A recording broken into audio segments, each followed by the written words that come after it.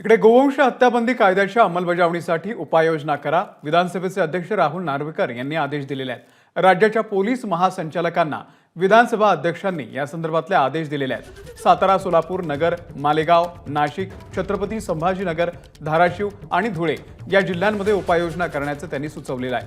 विधानसभा अध्यक्ष राहुल नार्वेकर यांनी हे आदेश दिलेले आहेत. सुशांत सावंत आपले प्रतिनिधी या संदर्भातले अपडेट देतील. सुशांत.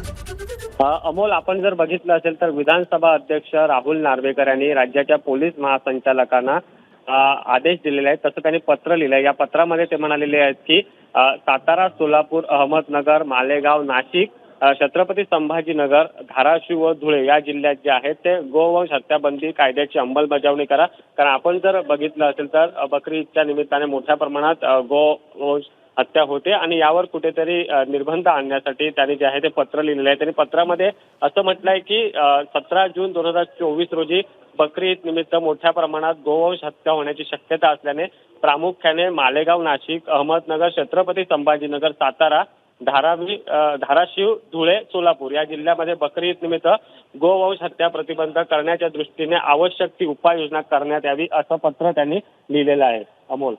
धन्यवाद सुशांत दिलेल्या या संपूर्ण माहितीबद्दल. एबीपी माझा, उघडा डोळे बघा नीट.